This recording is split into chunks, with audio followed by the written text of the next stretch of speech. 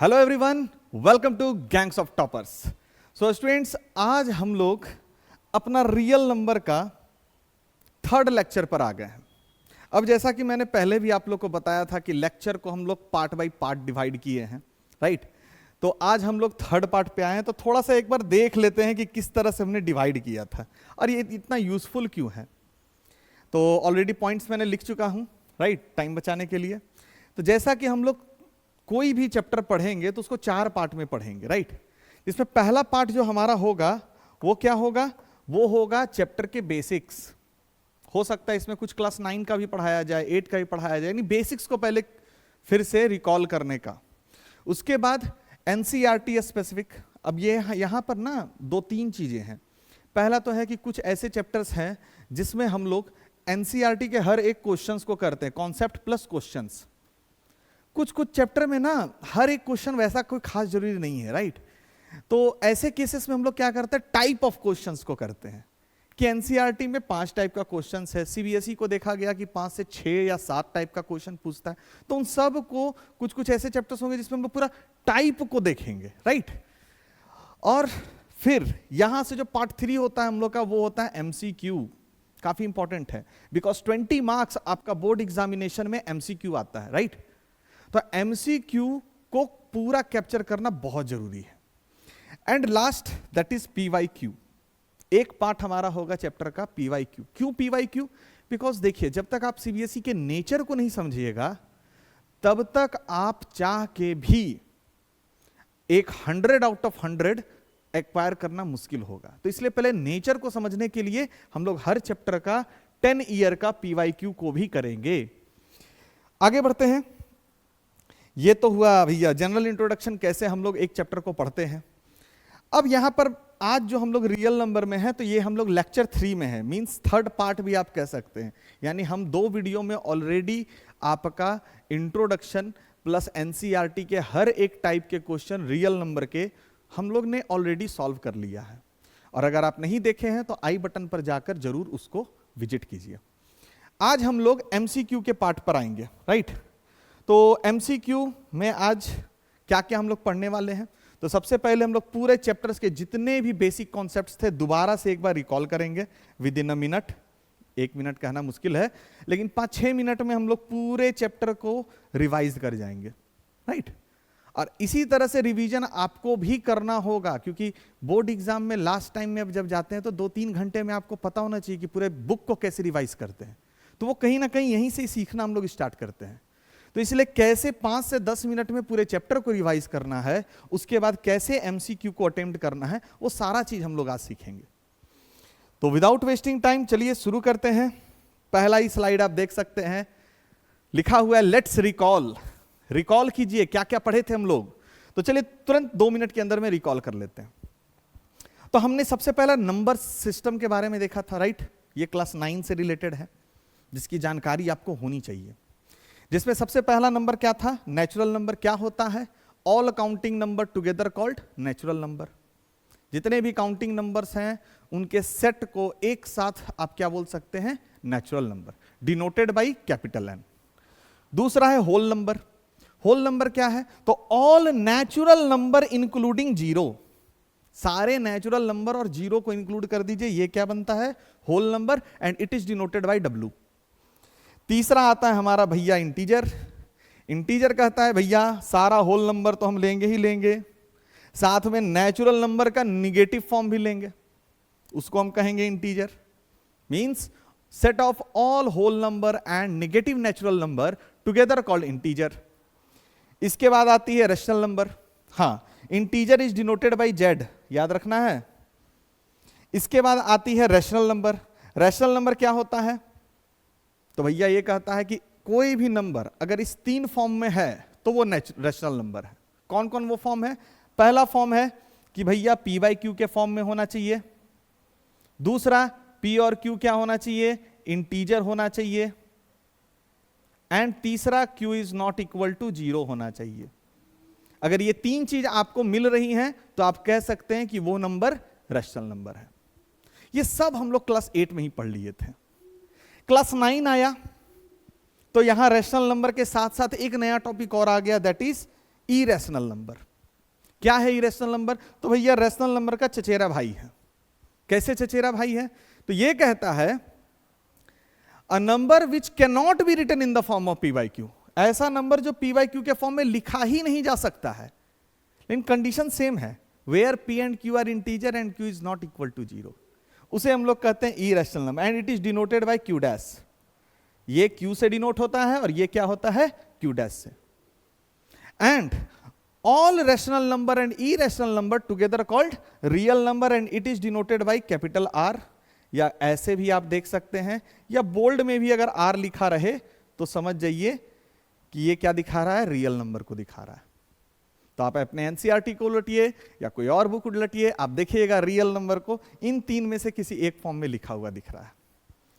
ये आज नहीं पता चलेगा, लेकिन जब आप 11th में आएंगे तो आपको ये आर और ये आर में डिफरेंस दिखेगा, राइट? क्लास 11th में जब आप जाइएगा या 12th में जाइएगा तो आप देखिएगा कि रियल नंबर को बोल्ड लेटर में लिखा जा रहा है, और एक टर्म है वहां पर रिलेशन जिसको सिंपली आर से डिनोट होता है। तो आपको अभी और आने वाला फ्यूचर का डिफरेंस किसी के नोटेशन का आपको पता होना चाहिए। अब रियल नंबर के बाद दो टॉपिक हमने और पढ़ा। क्या क्या दो टॉपिक पढ़ा? एक काफी इंपॉर्टेंट है, that is if you have two positive integer, अगर आपके पास दो पॉजिटिव इंटीजर है A and B, then product of their HCF and LCM is equal to product of the two integer. यानी HCF of two numbers, two positive integer को जब multiply करिएगा LCM of two positive integer से, तो उसका result हमेशा किसके equal होगा? दोनों इंटीजर को जब आप मल्टीप्लाई कीजिएगा। फिर एक और हमने काफी इंपॉर्टेंट टॉपिक देखा था, that is fundamental theorem of arithmetic, जो कि क्लास 10 में नया आया है बहुत पुरानी चीज, लेकिन इस बार अब इसकी यूज आई है। क्या है ये? तो भैया फंडामेंटल थ्योरम ऑफ अर्थमेटिक कहता है, क्या कहता है फंडामेंटल थ्योरम ऑफ अर्थमेटिक? ये कहता है every composite number can be expressed as product of their prime where prime factorization is unique apart from their order in which prime factors occur, right? अब ये स्टेटमेंट को एक बार हम लोग 2 minute में समझने का कोशिश करते हैं। ये स्टेटमेंट कहता है कि कोई भी अगर कंपोजिट नंबर है तो उसको उसके प्राइम फैक्टर्स का प्रोडक्ट के फॉर्म में आप लिख सकते हैं। एग्जाम्पल के तौर पर आप 12 लीजिए। 12 को आप कैसे लिख सकते हैं? 2 इंटू 2 इंटू 3। 12 एक कंपोजिट नंबर है, राइट? इनको हम product of its prime factors में लिख दिए। 12 के दो ही प्राइम फैक्टर होते हैं, 2 एंड 3, राइट? तो उन्हीं के प्रोडक्ट में हम लोग लिख लिए। ये स्टेटमेंट कहता है, ये थ्योरम कहता है कि ये फैक्टराइजेशन यूनिक होगा, ये फैक्टराइजेशन सिर्फ और सिर्फ 12 के लिए होगा और किसी के लिए नहीं। हाँ, इनके ऑर्डर बदल सकते हैं, लिखा हुआ है ना, apart from their order in which the prime factors occur. तो इनके ऑर्डर कैसे कैसे लिखे जा सकते हैं? ये हो सकता है ऐसे भी लिखा जाए 3 इंटू 2 इंटू 2, हो सकता है ऐसे भी लिखा जाए 2 इंटू 3 इंटू 2। तो ऑर्डर चेंज हो जाएगा, लेकिन ये जो फैक्टराइजेशन है ये हमेशा यूनिक, इसलिए इसको uniqueness property of composite number भी कहते हैं। ठीक है, आगे बढ़ते हैं। क्या है? अब ये दो थ्योरम है, ऑर्डर यहां पर भी ऑर्डर डिफरेंट हो गया, पहले ये होना चाहिए था फिर ये, लेकिन चलिए कोई बात नहीं, हम लोग समझ लेते हैं। क्या है? अगर आप देखिए तो यहां आप देखिएगा, 1 मिनट, क्या है? Let P be a prime number, P कोई प्राइम नंबर है। If P divides A square then P divides A where A is a positive integer. अगर A कोई पॉजिटिव इंटीजर है, सपोज हम एक पॉजिटिव इंटीजर कंसीडर कर लेते हैं A एज 12, राइट? तो A का स्क्वायर क्या होगा? 144। अब ये थ्योरम कहता है कि अगर कोई प्राइम नंबर है जो A स्क्वायर को डिवाइड कर रहा है, तो एक प्राइम नंबर हम चूज कर लेते हैं 3, राइट? अब ये 3 क्लियरली है कि A स्क्वायर को डिवाइड करेगा, 3 डिवाइड A स्क्वायर। तो अगर ऐसा होता है तो हम कहेंगे कि वो प्राइम नंबर A को भी डिवाइड करेगा। और आप देख सकते हैं कि ये जो 3 है वो ऑल्सो डिवाइड क्या कर रहा है? वो a को भी डिवाइड कर रहा है। यही ये थ्योरम कहता है, राइट? इस थ्योरम को आप एक तरह से बोल सकते हैं application of fundamental theorem of arithmetic. ये फंडामेंटल थ्योरम ऑफ अर्थमेटिक का एप्लीकेशन भी है, और इसी का यूज करके हम लोग ये थ्योरम प्रूफ करते हैं। क्या है ये थ्योरम? कहता है if p is a prime number then under root p is an irrational number. और इसकी प्रूफ हमने लास्ट क्लास में देखा भी था। चलिए, यह इतना ही टॉपिक है रियल नंबर में। जब हम रिवीजन करते हैं तो इतना ही चीज रिवीजन करते हैं, और इसके बाद क्या करते हैं, टाइप ऑफ क्वेश्चंस देख लेते हैं, खत्म। तो अब यहां पर हम लोग क्या करेंगे, आज हम लोग टाइप ऑफ क्वेश्चन ना देख के आज हम लोग बहुत डिफरेंट टाइप के एमसीक्यूज को देखेंगे। So let's start with the very first MCQ. क्या है भैया? ये रहा, for some integer m every even integer is of the form. Even integer किस फॉर्म में होगा? तो पहला है m, दूसरा है m+1, तीसरा है 2m, चौथा है 2m+1। अब स्टूडेंट्स बहुत कोई क्या कहते हैं कि भैया सर ये सबको याद कर लो कि 2m है। मैं कहता हूं याद मत करो, आप क्या कीजिए ना, जो कंडीशन दे रहा है, इवन नंबर का बात कर रहा है, 2-3 इवन नंबर ले लीजिए। जैसे एक मैं इवन नंबर ले लेता हूं सपोज 12, दूसरा एक नेगेटिव इवन नंबर भी ले लेते हैं -20, एक और ले लेते हैं फॉर बेटर अंडरस्टैंडिंग 38। सबको अगर आप लिखना चाहें तो किस फॉर्म में लिख सकते हैं? m के फॉर्म में? नहीं, बढ़िया नहीं लगेगा। 2m में देखिए ये सेट हो जाएगा। कैसे हो जाएगा? क्योंकि इसको आप लिख सकते हैं 2 × 6, इसे आप चाहें तो 2 × -10, इसे आप चाहें तो क्या लिखिएगा 2 × 19। हो रहा है ना? तो यहां पर जो चीज चेंज हो रहा है बार बार, वो क्या हो रहा है? वो चेंज हो रहा है 6, राइट? तो इसी को अगर हम फॉर्म में बदले तो इसको 2m ले सकते हैं, m के जगह 6 है। इस केस में देखिए 2 × m, m के जगह -10 है, और इस केस में देखिए तो क्या है 2 × m, m के जगह 19 है। यानी यहां चेंज क्या कर रहा है? m कर रहा है। और यहां पहले ही बता दिया गया है कि m is an for some integer m। m क्या है? इंटीजर है, मींस पॉजिटिव भी हो सकता है और नेगेटिव भी हो सकता है। और आप देख सकते हैं पॉजिटिव भी है कि नेगेटिव भी है।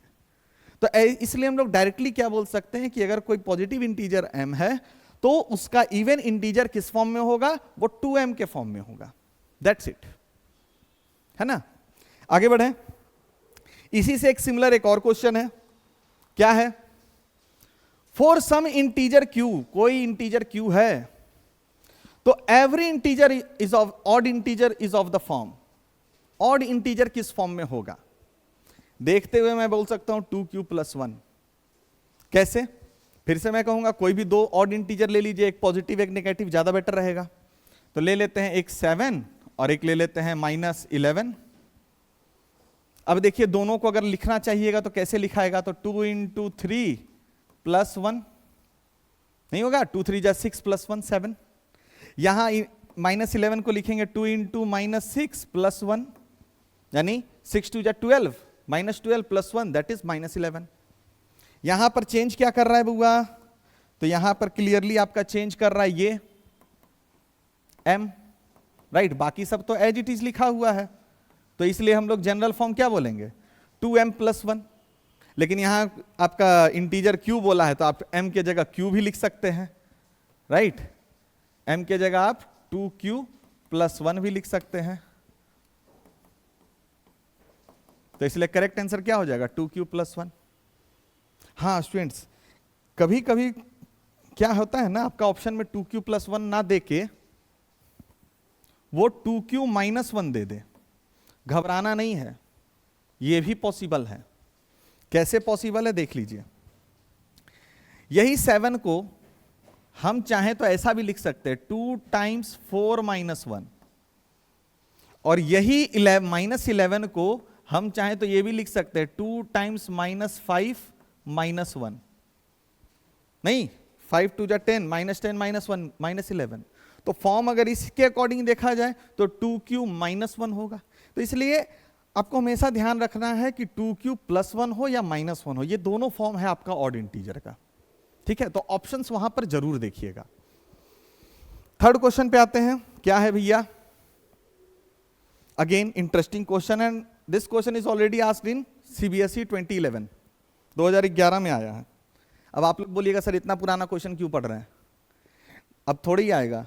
यही सोचना गलत है स्टूडेंट्स, राइट? क्यों गलत है उसके पीछे का लॉजिक हम बता देते हैं। अब सीबीएसई इस बार जो मैंने देखा है बोर्ड पे पेपर 2025 की, तो सॉरी 2026 की, तो मैंने एक चीज तो एनालाइज कर लिया कि सीबीएसई अब अपने पुराने फॉर्म में आ रहा है, और पुराने फॉर्म का क्वेश्चन का क्वालिटी बहुत ही अलग था। तो कहीं ना कहीं उनके पुराने नेचर को देखते हुए भी ऐसा क्वेश्चन आप प्रिपेयर करके रखिए। ओके, देखिए क्या है, कैसे बनेगा ये क्वेश्चन। क्वेश्चन है भैया, if the HCF of 65 and 117 is expressible in the form of 6m minus 117, find the value of m। तो ऐसा क्वेश्चन बनाते कैसे हैं? कुछ नहीं, जो लिखा हुआ उसी को लिख दीजिए। क्या है क्वेश्चन में लिखा हुआ? HCF of 65 and 117 is expressible as 65m minus 117।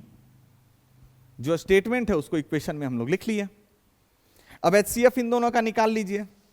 तो एचसीएफ निकालने तो आई थिंक सबको पता है, मैं इस साइड निकाल दे रहा हूं रफ में, ठीक है, रफ वर्क। तो कैसे निकलता है भैया? लॉन्ग डिवीजन मेथड लेंगे, 65 डिवाइडेड बाई 117, 1 टाइम्स में 65, इरेज किए 52 डिवाइडेड बाई 65, 1 टाइम्स में 52, 13 बचा। ये रिमाइंडर से जब 52 को डिवाइड करेंगे 4 टाइम्स में 52, कैंसिल, राइट? तो क्लियर हो गया कि इसका एचसीएफ कितना आएगा? 52, सॉरी एचसीएफ कितना आएगा? एचसीएफ हमारा आ जाएगा 13। तो अब हम लोग कुछ नहीं करेंगे, बस इस पर 13 पुट कर देंगे। 13 is equal to 65m minus 117। ये माइनस 117 इधर आ गया, क्या हो गया? प्लस 117, और ये क्या हो गया? 65m। दोनों को ऐड कीजिएगा, कितना आएगा? 130। यहां क्या आएगा? 65m। तो m जब आप निकालिएगा तो क्या होगा? 130 upon 65। So the value of m is 2। That's it. कहां है 2? Option B. काम खत्म। तो इस टाइप के भी क्वेश्चंस आते हैं स्टूडेंट, और उन्हें बनाने का तरीका यही है। स्टेटमेंट को आप इक्वेशन में कन्वर्ट कीजिए। आगे अगेन HCF निकालना है, बहुत मुश्किल है ही नहीं। If D is equal to HCF of 48 and 72, then the value of D is, D की वैल्यू क्या होगी? तो स्टूडेंट्स ध्यान रखिएगा कि HCF निकालना है तो बड़ा इजी है, आप लॉन्ग डिवीजन मेथड कीजिए। D is equal to HCF of 48 and 72। HCF निकाल देंगे तो कैसे निकलेगा? 48 डिवाइडेड बाई 72, 1 टाइम्स में 48, रिमाइंडर कितना बचा? 36, नहीं 12 में से 8 गया 4 ना, 24 बचा, सॉरी 48, 2 टाइम्स में 48। तो क्लियर हो गया कि हमारा HCF कितना आएगा? 24। तो हमारा D कितना हो गया? 24। ये सब क्वेश्चन तो इजी है, राइट? आगे बढ़े। अनदर वन क्या है? ये भी उसी फॉर्मेट में क्वेश्चन है। मल्टीपल क्वेश्चन इसलिए दिए स्टूडेंट क्योंकि प्रैक्टिस हो सके। क्या है? HCF of 210 and 55 is of the form 210 into 5 plus 55y. Find the value of y. Again same pattern करेंगे। HCF ऑफ 210 and 5 क्या लिखेंगे? HCF of 210 and 55 इज के जगह हमेशा इक्वल टू लिखते हैं। किस फॉर्म में है? 210 इंटू 5 प्लस 55y। सॉल्व कर लीजिए। मैं आप लोग को अब यहां थोड़ा सा स्टेप जंप कर देता हूं, ठीक है, क्योंकि इतना आप लोग सब समझदार हैं। इसकी HCF कितनी आएगी? 5। यहां क्या है? 210 इंटू 5 प्लस 55y। सॉल्व कैसे करें? सोचो सोचो, लंबा कैलकुलेशन है, कुछ लंबा नहीं है। क्या कीजिए, ये 5 है, प्लस में इधर भेज दिए माइनस में, राइट। यहां क्या बचा 55y। मैं थोड़ा सा स्मार्ट मूव करूंगा, कैसे? 5 मैं कॉमन ले लेता हूं, क्या बचेगा यहां से? फर्स्ट टर्म से 1 बचेगा और सेकेंड टर्म से 210 बचेगा। ये क्या है 55y। सॉल्व कीजिएगा तो 5 इंटू -209। अब ये 55 मल्टीप्लाई में है, इधर आया तो डिवाइड में, इज इक्वल टू y। अब यहां से अगर हम सॉल्व कर लिए, हम क्या देखें 5 से ये कट गया 11 टाइम्स में और ये कट गया 19 टाइम्स में। सो रिजल्ट क्या आ जाएगा -19 इज इक्वल टू y। तो हमारा y का आंसर क्या हो गया -19, ऑप्शन ए। काफी इजी है। आगे बढ़े। अब ये सारे क्वेश्चंस को मैं हॉट क्वेश्चन कहता हूं। क्यों? अगर आपको याद है तो विद इन 2 से 3 सेकेंड्स में आप मार के आगे बढ़ जाएगा, नहीं याद है तो 10 सेकेंड लग जाएगा, लेकिन बनेगा तो जरूर। क्या है question? If P and Q are composite consecutive natural number, P और Q कंसेक्यूटिव नेचुरल नंबर हैं, find the HCF of P and Q। P और Q का HCF निकालिए। तो स्टूडेंट्स हमेशा याद रखिएगा कि अगर 2 कंसेक्यूटिव नंबर हैं तो उनका हमेशा HCF 1 होता है। ठीक है, 2 कंसेक्यूटिव नंबर का HCF हमेशा क्या होता है 1 होता है।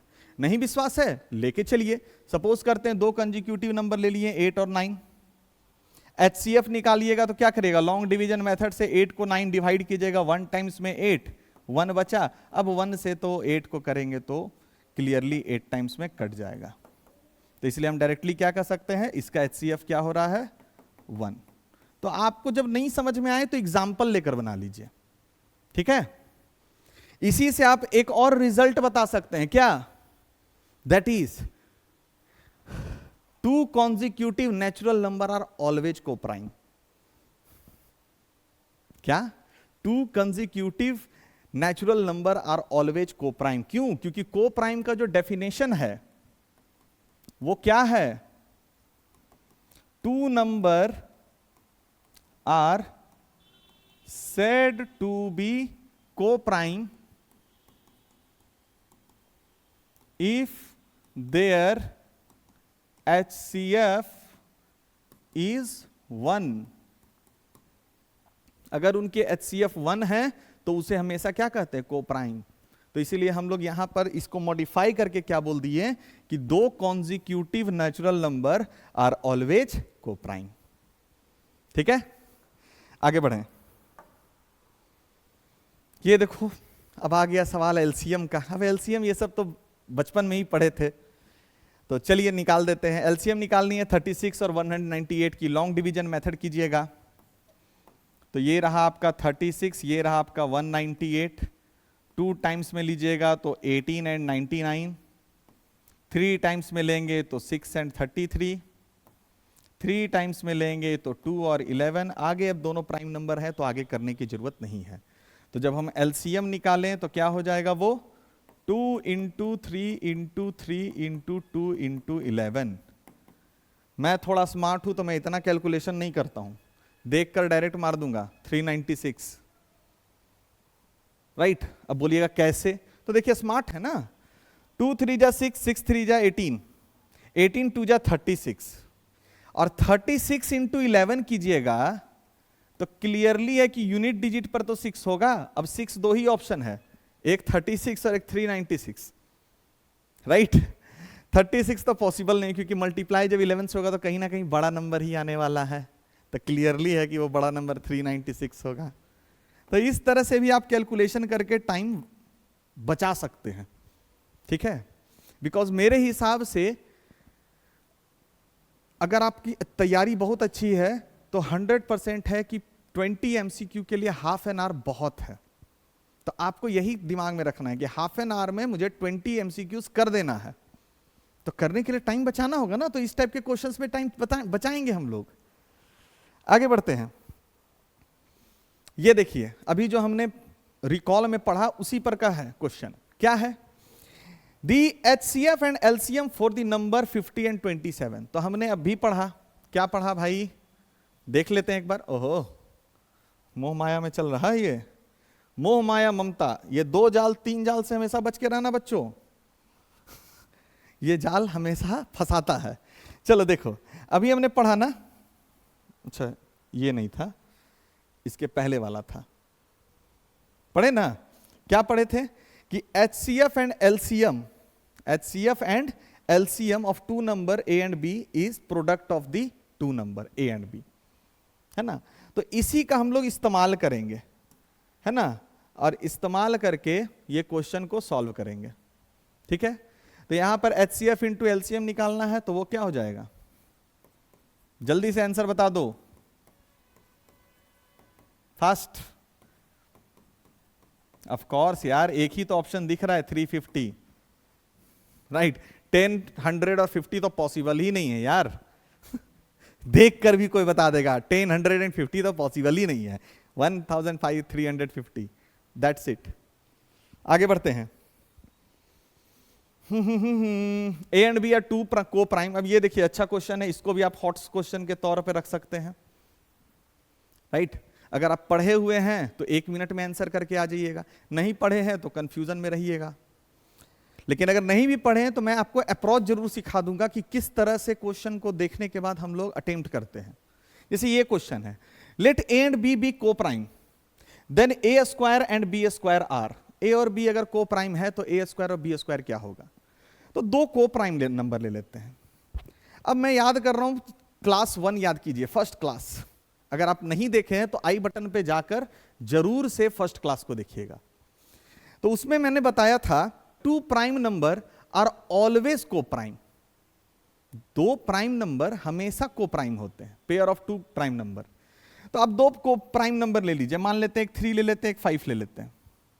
दोनों का स्क्वायर अगर आप कीजिएगा, क्वेश्चन में यही ना बोला ना, a and B are two coprime, then a square and b square are. तो दोनों को स्क्वायर कीजिएगा तो क्या आएगा, 9 और 25। 9 की अगर फैक्टर्स आप देखिएगा तो 9 को कैसे लिखिएगा, 3 इंटू 3 इंटू 1, है ना। 25 की अगर देखिएगा तो वो क्या हो जाएगा, 5 इंटू 5 इंटू 1। अगर इनकी आप HCF निकाल दीजिए, राइट, अगर आप HCF निकाल दीजिए तो कॉमन फैक्टर क्या है, 1। तो जिसकी HCF 1 है उसी को तो को प्राइम कहते हैं। तो कहीं ना कहीं अगर A एंड B को प्राइम है तो उनका स्क्वायर भी क्या होगा, को प्राइम ही होगा, ऑप्शन ए। ना कि वो को प्राइम तो बिल्कुल नहीं हो, ऐसा तो ये ऑप्शन तो बिल्कुल गलत है। ऑड नंबर कोई गारंटी नहीं है, इवन नंबर कोई गारंटी नहीं है। आगे बढ़ते हैं। नेक्स्ट, अगेन ए इंटरेस्टिंग वन।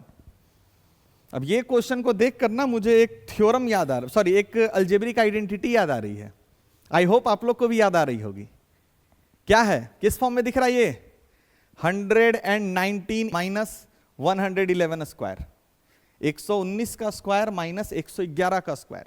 ये कहीं ना कहीं इस फॉर्म में है, that is A square minus B square, और रिजल्ट क्या होता है, ए प्लस बी और ए माइनस बी। तो उसी तरह से अगर 119 स्क्वायर माइनस 111 स्क्वायर करेंगे तो क्या लिखेंगे, 119 प्लस 111 और 119 माइनस 111। सॉल्व किए 230 इंटू 8। अब इतना दूर करने के बाद देखते हैं ऑप्शन, कहता है क्या ये प्राइम नंबर होगा, of course not, prime number तो नहीं होगा। क्यों नहीं होगा, तो आप समझिए स्टूडेंट, मैंने अभी ही बताया था कि कोई भी कंपोजिट नंबर में 2 से ज्यादा फैक्टर्स होते हैं। अगर आप 12 को भी उठा लीजिए तो लिख सकते हैं ना 2 इंटू 6। तो यहां इसमें एटलीस्ट 4 फैक्टर तो 100% होंगे। कौन कौन, 1, 12, 2 और 6। नहीं विश्वास है तो चलो देख लेते हैं। 12 के अगर फैक्टर्स को आप ढूंढिए तो क्या क्या है, 1 है, 2 है, 3 है, 4 है, 6 है और 12 है। तो अगर हम 12 को लिख रहे हैं 2 इंटू 6, तो एटलीस्ट हम कभी इसको देखकर तो कह सकते हैं 4 फैक्टर तो 100% होंगे। एक तो 1 और इटसेल्फ, दैट इज 1 और 12, और 2 फैक्टर यहां दिख रहे हैं 2 और 6। तो उसी तरह से अगर इस क्वेश्चन की बात करें तो इसमें कुछ नहीं तो कम से कम तो 4 फैक्टर होगा। एक तो 1, एक वो नंबर खुद जो भी नंबर आएगा, और दूसरा 2 फैक्टर यहां आपको दिख रहा है 230 और 8। तो एटलीस्ट 4 फैक्टर होंगे, इसलिए ये कंपोजिट नंबर तो फिक्स हो गया। इसका मतलब कि मेरा ऑप्शन ए यानी प्राइम नंबर पॉसिबल नहीं है। अब प्राइम नंबर पॉसिबल नहीं है तो ऑड प्राइम कैसे पॉसिबल होगा? बचा दो ऑप्शन, कंपोजिट और ऑड कंपोजिट। अब हम ये भी पढ़े हैं कि product of two even number is always even. दो इवन नंबर को जब गुना कीजिएगा तो हमेशा इवन ही आएगा, तो ये ऑड कंपोजिट नंबर का भी ऑप्शन पॉसिबल नहीं है। तो करेक्ट आंसर क्या होगा? Composite number, right. इसी तरह से आपको अप्रोच लेना है। आगे फिर थ्योरम बेस्ड क्वेश्चन है।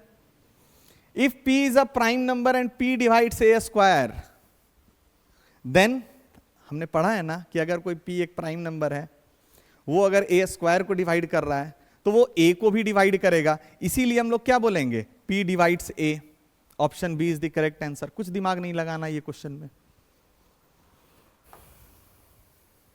फटाफट होते जा रहा है, देख रहे हो। ऐसे ही एग्जाम में भी बनाना है स्टूडेंट्स। ये देखो नंबर ऑफ प्राइम फैक्टर्स। अब ये थोड़ा सा इंटरेस्टिंग क्वेश्चन, और ये क्वेश्चन देखिए 2013 में भी आया हुआ है, right. Number of prime factors of 3 into 5 into 7 plus 7। तो ऐसे क्वेश्चंस के लिए क्या कीजिए स्टूडेंट, सबसे पहले आपका जो भी दिया हुआ उसको लिख लीजिए। अब देखिए क्या कॉमन आ सकता है। कॉमन क्या आ रहा है? 7 आ रहा है, तो 7 ले लिए। क्या बचेगा? 3 इंटू 5 प्लस 1। फर्दर सॉल्व करेंगे क्या होगा? 7 इंटू 5 3 जा 15 प्लस 1 16। फर्दर इसको अगर हम फैक्टराइज कर ले तो क्या होगा? 7 इंटू 2 रेज टू 4। अब आप बताइए इसमें कितने फैक्टर्स हैं? अब यहां पर यहीं पर ट्विस्ट करता है क्वेश्चन। सवाल में यहां प्राइम फैक्टर पूछा है, और सवाल में एक और क्वेश्चन पूछ सकता है कि कितने फैक्टर हैं, राइट, है ना। तो जब प्राइम फैक्टर पूछे स्टूडेंट तो सिर्फ अगर फैक्टर्स निकालने जाओ तो बहुत सारा फैक्टर निकलेगा। कैसे? जब 7 इंटू 2 रेज टू 4 है तो जानते हो इसका कितना फैक्टर्स निकलेगा? पहला तो निकलेगा 1, दूसरा निकलेगा इटसेल्फ, ठीक है। तीसरा फैक्टर 7 भी है, तो 7 के साथ साथ 16 भी है। बोलेगा कैसे निकालें? तो अगर 7 लिए तो इस पार्ट को लो टोटल। 2 अगर लेते हो तो 7 इंटू 8 56, क्योंकि 2 का क्यूब बचा हुआ है ना, तो 2 का क्यूब 8 होता है। अगर आप 7 इंटू 4 लेते हो दैट इज 28, तो यहां पर भी 28। इस तरह से बहुत फैक्टर्स निकल सकते हैं। तो फैक्टर पूछा तो समझ लीजिए आप फंस गए, ठीक है। लेकिन जब प्राइम फैक्टर पूछेगा तो इनमें सिर्फ और सिर्फ 2 ही प्राइम फैक्टर है, दैट इज 2 और 7। बाकी तो सारे कंपोजिट नंबर हैं। आपका 1 नाइदर प्राइम नॉर कंपोजिट, समझ रहे हैं ना। 1 ना ही प्राइम है ना कंपोजिट है।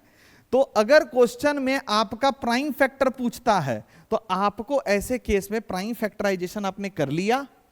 अब इसमें काउंट कर लीजिए कितने फैक्टर्स हैं। तो 2 ही फैक्टर हैं, 7 और 2।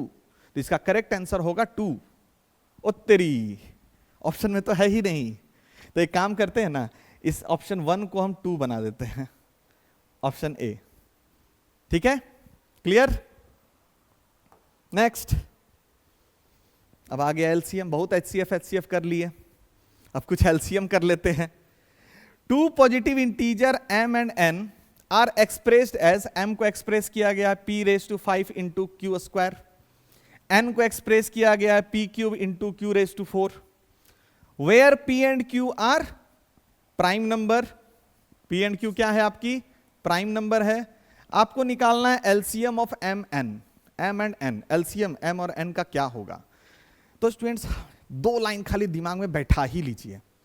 एलसीएम जब आपको अगर इस फॉर्म का क्वेश्चन रहे, एलसीएम पूछा जाए तो हर एक वेरिएबल का हाईएस्ट पावर ले लीजिए, ठीक है।